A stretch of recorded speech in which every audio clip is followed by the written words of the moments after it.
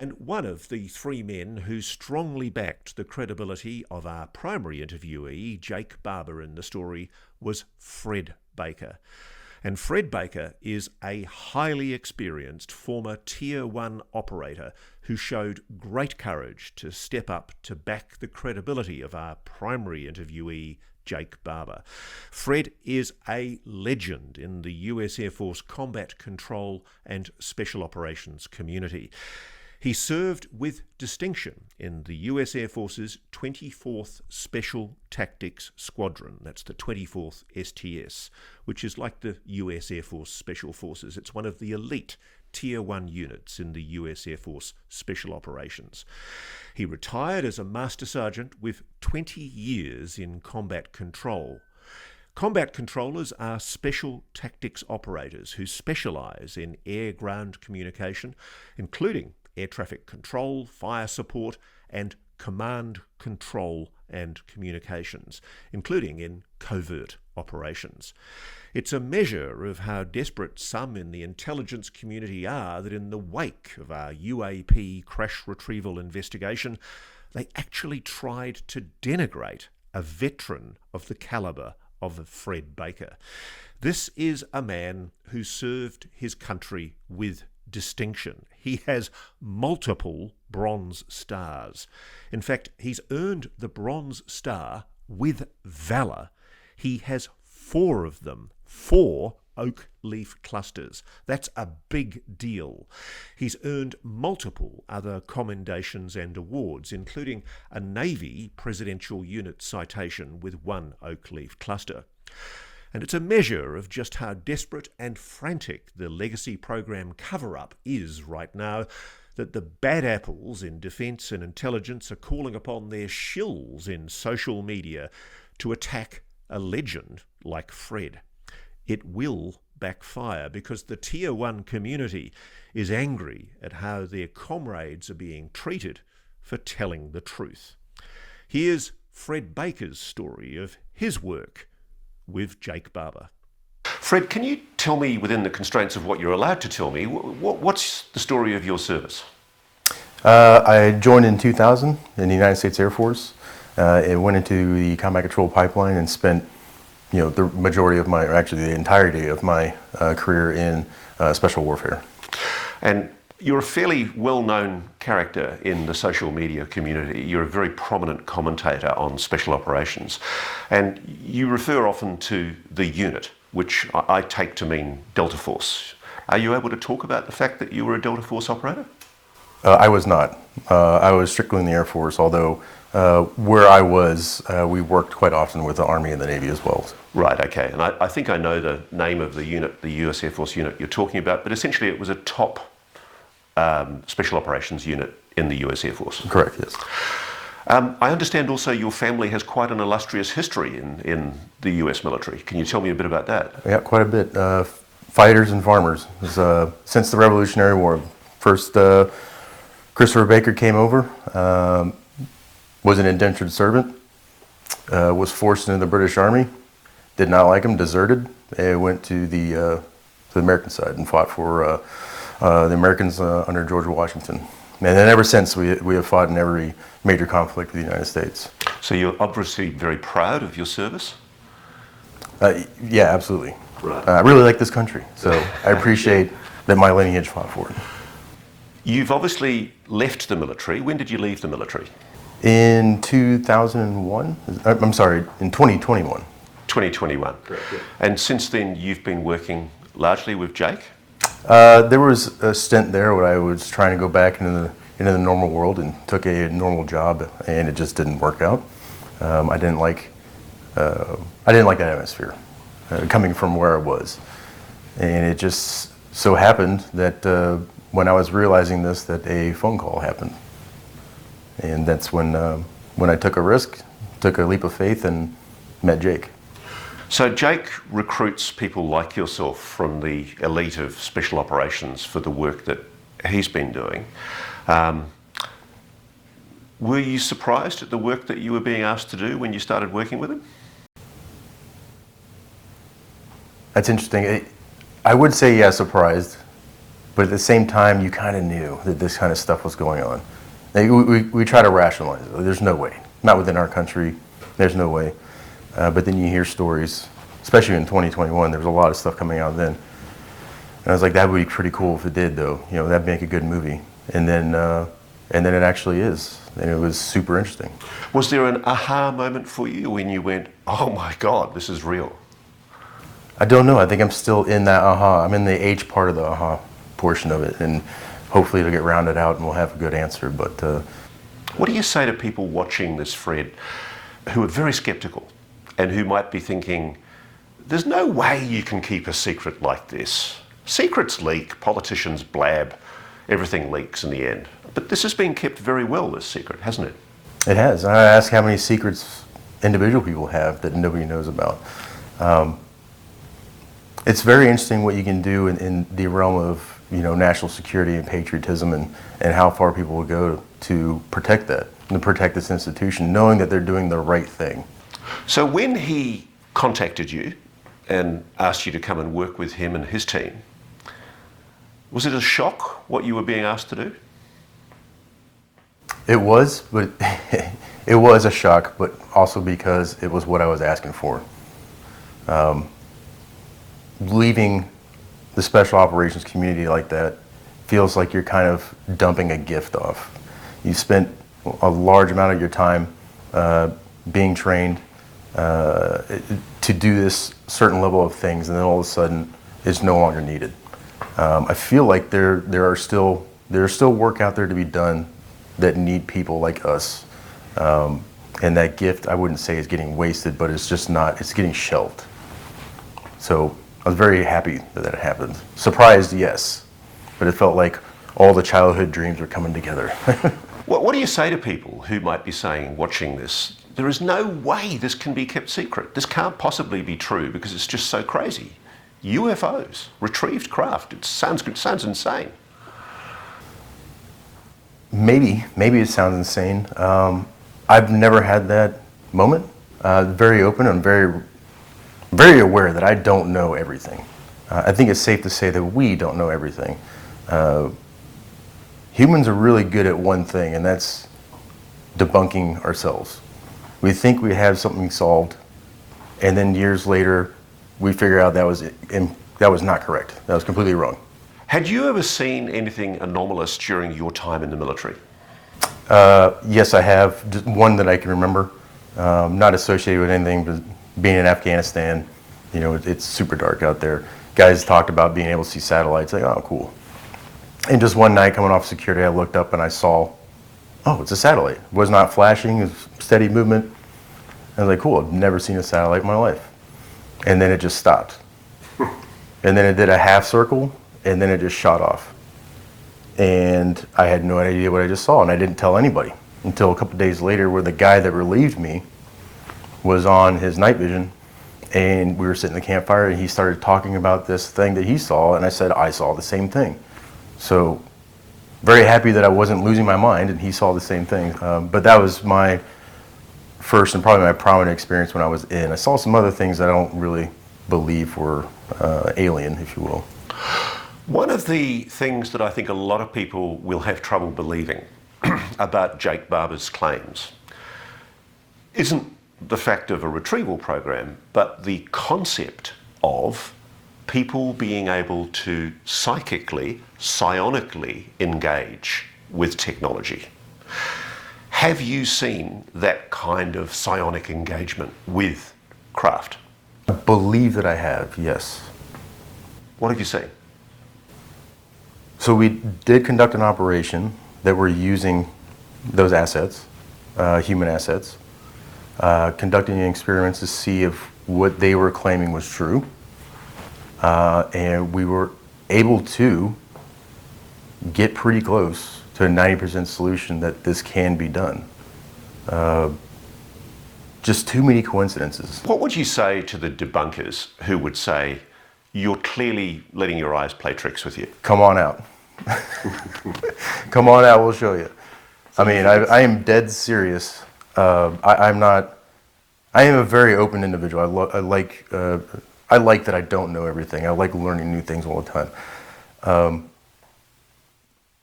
with my job, I'm very intimate with all of our aircraft that exist that we know of. This was nothing in comparison. And on top of that, I got an extra little bonus of something that I didn't actually see, but it recorded. It was very exciting. I actually suspect a lot of people are ready for the idea that there is a non-human intelligence. Let me ask you that question. Seeing what you've seen, do you believe or do you know that there is a non-human intelligence engaging with this planet? I don't know for sure.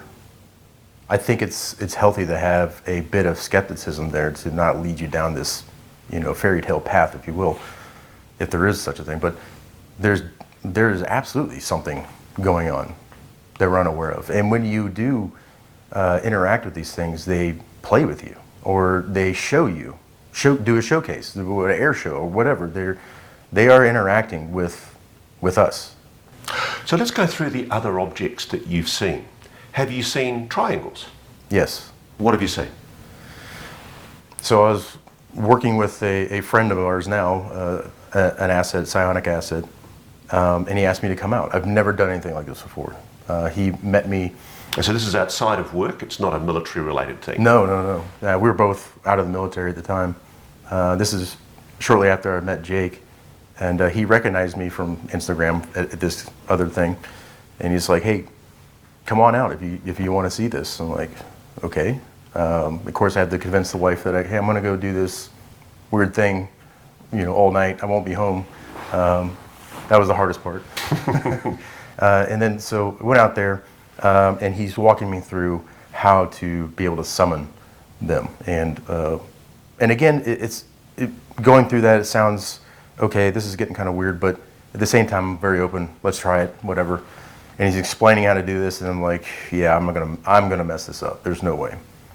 Very, very positive emotions, very loving emotions. So you're projecting love to whatever the...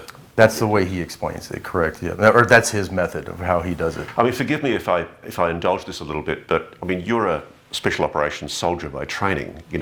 Special operations soldiers don't generally talk about projecting love. It's quite cool.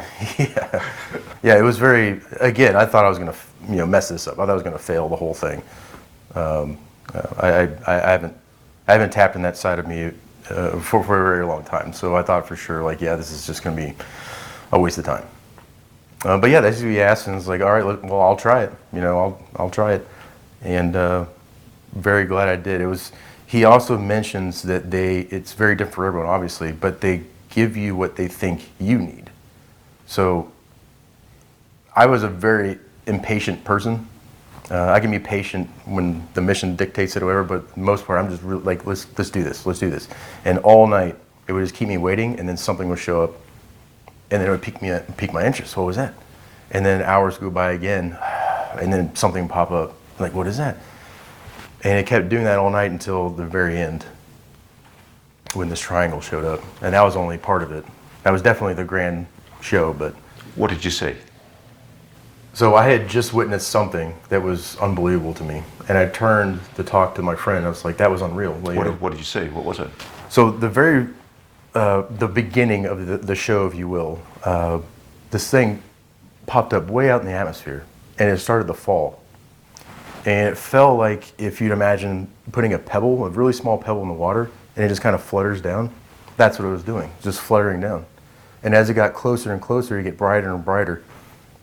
And when it hit the very bottom of its movement, it was the brightest thing out there. Just imagine brighter than any star you've seen out there, just lit up. It did that for, a millisecond, and then it dimmed back down, and it did the same movement all the way back out into the atmosphere. So clearly operating under some kind of intelligent control. Right. It did that 3 times. And that is pretty incredible. My jaw was on the ground. And the whole, I'm saying this out loud now to all of us, like, how do you fake this? Because I couldn't believe it. I was like, how do you fake that?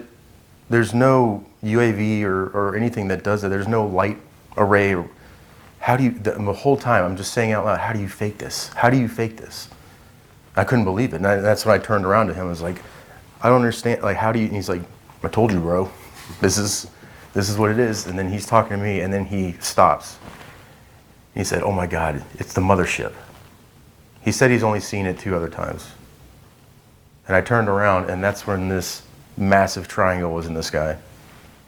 And please don't ask me to figure out how big it was or how far away it was. It was just, it was huge. Like hundreds of feet? For sure. Probably more. It was football field size? bigger. Multiple football fields? For sure. Wow. How far away? I couldn't tell you. I had already been shocked and awed with this one little thing, and then now they presented this massive thing with other little things going on as well. Like what? So the triangle itself, it was moving west to east, very slowly. The lead point of the triangle was very bright, with the 2 ends dimmer. So there are lights? Correct. There are lights on each of the points. Do they glow?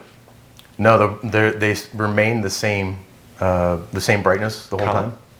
time. They were white, with a little hint of orange in there, but mostly white. Is there a light in the middle? Sometimes on the triangles, a light in the middle. No, there was nothing in the middle. Noise? No noise. It had little minions, if you will, flying all around it. Orbs? Yep, orbs. It would have been the same orbs that we see all night that just kind of float around the sky. Sometimes they pulse, sometimes they just remain the same and move. Same ones, but now they're spiraling around this thing. So, really interested to ask, did you at that moment, obviously, I think I would have had a feeling of awe, but did you have a sense of some kind of psychological contact, psychic contact with the object? I mean, I don't know, because I was so paralyzed with what I was seeing. I just could not, again, saying out loud, how do you fake this? I could not comprehend what I was seeing. It was a solid object? Yes. Okay, let's think of the skeptical debunker arguments. Could it have been some kind of temperature inversion in the air? Was it a cold night? It was a cold night. Yeah, it was. So was it a clear night? It was absolutely clear, yes.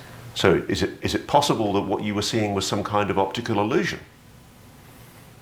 If it was, we were sharing it. There were 2 of us that shared that optical illusion. Your colleague, the psionic assist, had told you that it was coming? Yes. Throughout the night, he said, this is a good sign. Everything that we saw, like, this is a good sign, it's going to be a big night. So, as we know, and as Jake has disclosed, this is what has been happening secretly in various secure installations around the United States for apparently quite a long time.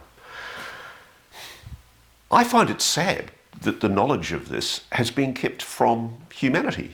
It's beautiful. I mean, I don't want to sound like a hippie or something, but it's fantastic, the idea that it's possible to psychically connect with an intelligent entity of some kind. Correct, and I think it's going to lead, maybe even potentially, we haven't talked about it, but maybe it leads us back to the way we were when we were in touch with ourselves. Well, let's talk about that. I mean, do you think, I think for Jake, if I can speak for him, it's clearly been quite spiritual. It's been a transformation of awareness. Has it been the same for you? Yes, there have been a lot of moments like that where I've been on my hands and knees begging for help, and then it happens. It shows itself, and it's just confirmation. It's telling you, I'm not going to give you the answer, but we're here. Or maybe it's telling me that you can do it. You can get it. What would you say, one of the criticisms that's been made is that there are people in various arms of the military who believe that this is demonic, that it's evil. I really don't know, but I've had that conversation with a friend who is spiritual, religious. I was speaking to them about, I'm sure we'll get to it later, but things that I was seeing in my sleep or having visions or whatever it is. And they were telling me that those are demons. You got to stop. You got to stop. Because I'm telling them I don't know what to do with this. And you have to stop that. Now, with me personally, I'm having this battle of, are they malevolent? Are they benevolent? I don't know. Or are they indifferent? I couldn't tell you. But there is definitely a positive sense there for the most part with them. When you interact, when you get that interaction, you get that verification, there's not a sense of dread It's very much this is the answer for us. Which begs the question, is there something that you think perhaps humanity has lost in our technological civilization that means that it's been hard for us to learn how to connect in that way? Absolutely. I mean, we have things to communicate with each other as basic as written language all the way to technology now where I can send a photo across the universe. For lack of a better term, it makes us lazy. We don't exercise that specific muscle for long enough, it becomes useless. If we don't use our consciousness and our mind in that capacity for God knows how long, who's to say that we've lost those skills, but they could still be there. What do you think about the fact that this is being kept so secret?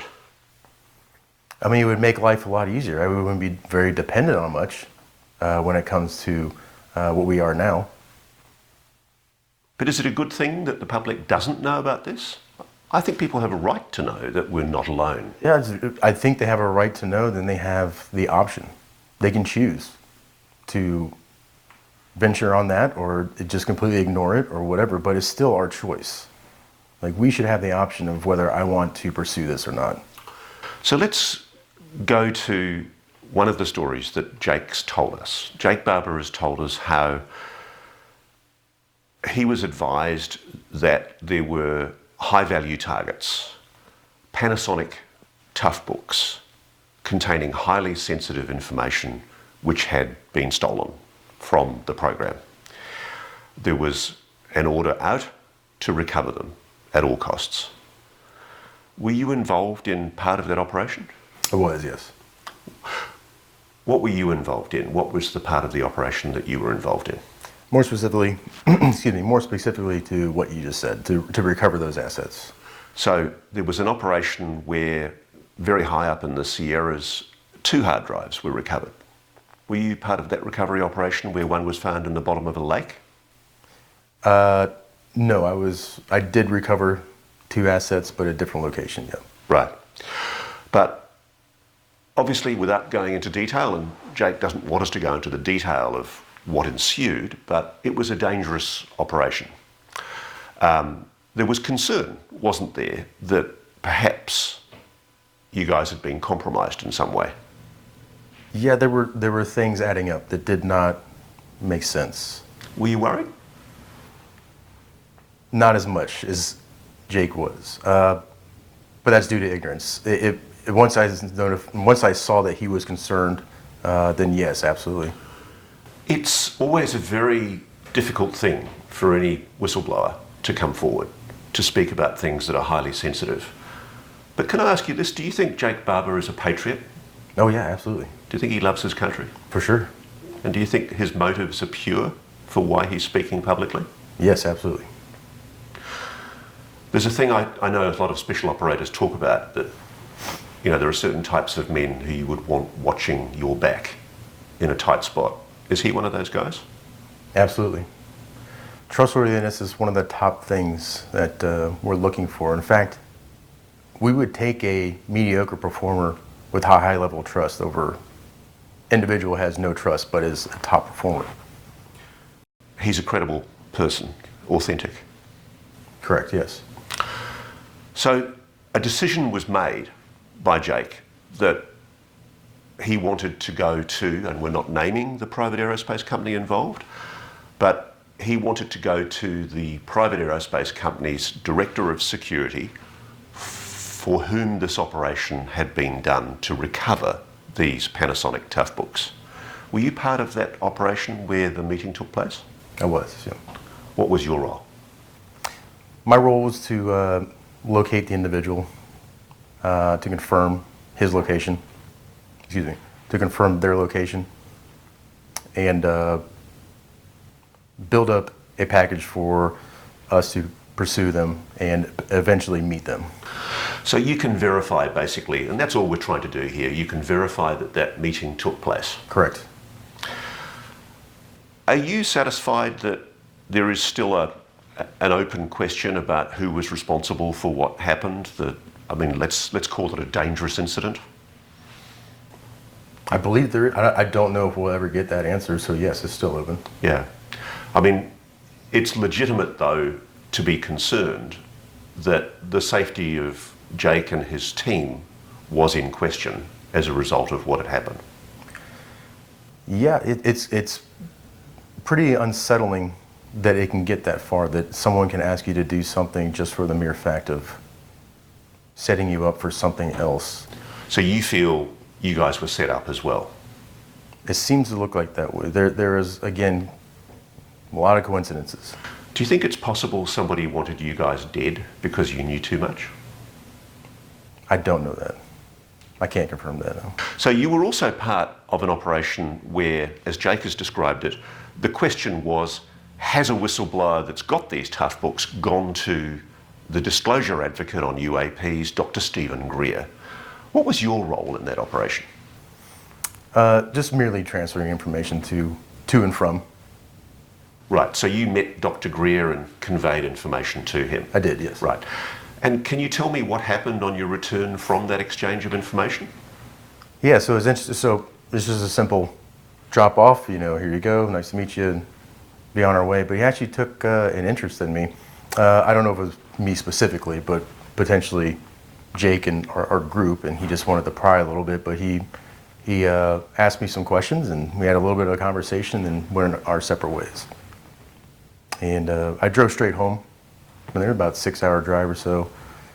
And when I got home, everyone's in bed. And obviously I'm tired, but I was not exhausted. I had enough energy left to get something to eat real quick, get a shower, get to bed. And as soon as I laid down, and closed my eyes, I was in something. It was very interesting because I was still very aware of my surroundings. I could hear the fan going. My wife's sound machine was going. I knew that I was in this moment. I was not asleep off in dreamland. And I was immediately, as soon as I closed my eyes, I was in this thing. And it very much looked, it was black and white. It looked like if you were running 100 miles an hour through the woods, just black and white branches going all over the place. And I could feel that I was there, and I was very excited, but somewhat confused. And then all of a sudden, this white circle showed, and it just started opening, very bright white. And it felt like I was pushing through something. And I was getting really excited. And then when I came through, I saw this little boy that was in like 1920s, 1930s garb, the coat, all wool coat with the vest and tie. He had the wool shorts. He had the ankle high boots on. He had that floppy cap on. I was like, oh, this is cool. This is really awesome. And he's looking right at me. And I actually focus on his face, and he's terrified. Of you? Which terrified me. And I could see the background. It's a dirt road with the street corner. It looked like a T intersection. So this isn't a dream? No, I was there. It's real? I was absolutely terrified. Have you ever heard of the term remote viewing? I have, yes. Have you remote viewed? Not that I know of. Well, I'd like to have an answer on that thing, but no, I haven't officially tried, no. So it raises the question, what was it about your meeting with Dr. Stephen Greer that prompted that experience? Was there a correlation, a causation? Do you think? I didn't correlate any of that. I just had this thing happen to me. And then the next morning I'm trying to reason with it, and I just brought it up to Jake, texted him about it, and said, would these two come together at some point? Like they're two separate incidences, but I feel like there's something going on there. Now I understand you're part of the Skywatcher team that's going to try to provide the service that's being done secretly in the military in private enterprise. Correct, yeah. Are you excited about that? Always. It's always exciting. It's always something different, but yes. From what you've seen, will it work? Seems so. We had some pretty good luck, if you will, so far. But interesting enough, it seems that a lot of these things that people are talking about is true. The implications of what you're saying, though, Fred, are absolutely mind-blowing. Good. Let's do it. Let's rattle this thing up. Get us out of this day-to-day mundane stuff, and let's get to the next level. And you think that's what we can do by doing this? Seems like we can. Do you know, it's funny, there have apparently been some people who've done the wrong thing, some bad apples along the way in the course of keeping this incredible secret that we're not alone. But the thing I find is perhaps the biggest secret is the most exciting one, that it's possible for all humans potentially to do this, that we can all learn how to do this. And it's fascinating to see how touched you are and Jake is by what is obviously quite a spiritual experience. It's very exciting. It's something that will change us for sure, for the inevitable future, and probably in the right direction to get us away from starvation and war and need for this and need for that, but we're getting back on alignment to what our true purpose is. I mean, tell me if I'm taking this too far, but I mean, you're a warrior. You're a trained warrior. You're an absolutely elite soldier at the top of the American military in your time. There's a message here, and it's fascinating because to hear a warrior talking about love being the way that you communicate with these objects is just mind-blowing. It took me a long time to realize it, but we shouldn't be fighting wars for the fact that we hate a specific group of people, even if they're evil. It should be out of respect and love of what's behind us. So, having experienced both as a kid, basically, knowing that I hated these evil individuals and we needed to kill them, that didn't set me on the right path. And it took me too long to realize I shouldn't be doing this out of hate. I should be doing this out of the fact that I love these people, these innocent folks. And yes, evil shows its ugly head, but we can take care of that and continue back on our true purposes. You got kids? I do. What's your hope, knowing what you know now about this phenomenon? What's the hope that you have for your kids? This is probably one of my top purposes is for them. I want to give them a better life. What parent doesn't want the better life for our kids? And right now, all I'm seeing is the same. I'm going to give them the same life that I had. Potentially going to war, having to pay rent, whatever it is, it's the same thing. So you told me that your family has a very proud history, right back to the Revolutionary War, in fighting as warriors for America. Is it your dream that your child might be able to do this engagement with the phenomenon in a loving and peaceful way and maybe break that mold? Absolutely. I don't want my kids to end up where I've landed. And now I'm fighting another battle to get back to, my humanity. Why have that? Why is that a necessary thing? Let's just give them the humanity that they should always have. Final question. I'm sure there are still people watching this going, these guys have all gone crazy.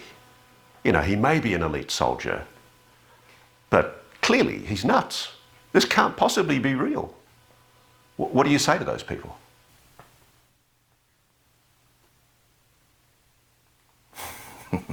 I have to think about that one.